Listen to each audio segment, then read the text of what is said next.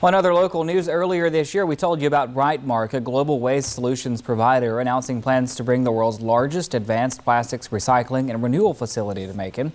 While there was excitement from county leaders about the announcement, some residents are concerned about what this could mean for the area. 41 NBC's Ariel Schiller reports. Back in June, Brightmark announced plans to bring the world's largest advanced plastics recycling and renewal facility right here to Walden Road. But some residents are concerned about what Brightmark plans to produce and the environmental impact it could have on Macon. Jill Nymark is a science journalist living in Macon. She opposes Brightmark's process of making fuel out of plastic. It's a process known as pyrolysis. She's also concerned Macon's air and water quality will be affected by what the plant produces and how it could change Macon's legacy. A new kind of tourist attraction, the biggest waste, dump around, carrying all this junk plastic and turning it into diesel.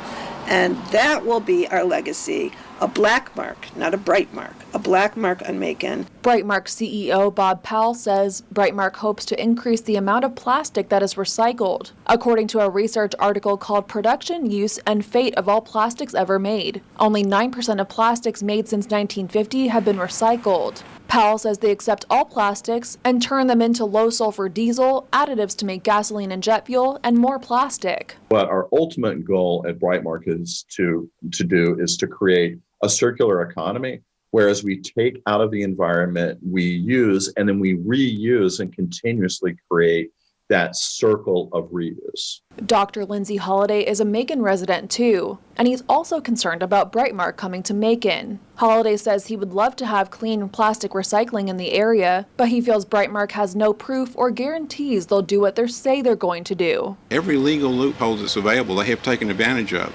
So they could come in here and just blow smoke over all of Macon, and they would be exempt. I want a warranty that they're actually going to do what they say they're going to do, and if they don't, I want the public to be able to hold them accountable. Powell says it's extremely important to Brightmark that their environmental footprint is something the community feels good about. According to a study commissioned by the company, its carbon emissions are 39% better than if they sourced it from oil and gas wells in the ground. He says the emissions the plant would create would be similar to a medium-sized hospital in Macon, Bibb County. It's any toxic materials. That's just not about our mission. So if we're true to our mission at Brightmark, and I hope we are, what we seek to do is have the lowest environmental impact possible. Dr. Holliday says residents want to see plastics and garbage recycled, but he wants to ensure Brightmark won't pollute Macon. We do not have a guarantee that they won't pollute us. We're just looking for a guarantee. We want this kind of process. We want to recycle. We don't want to be poisoned. Powell says he hopes to start construction next year, but it will take 2 to 3 years to finish building. In Macon, Ariel Schiller. Well, item 14 on next Monday's planning and zoning agenda listed a plastics renewal facility for a conditional use where Brightmark's facility is expected to be built. The agenda says it's been deferred by staff. We reached out to planning and zoning to find out why that is, but we haven't heard back yet.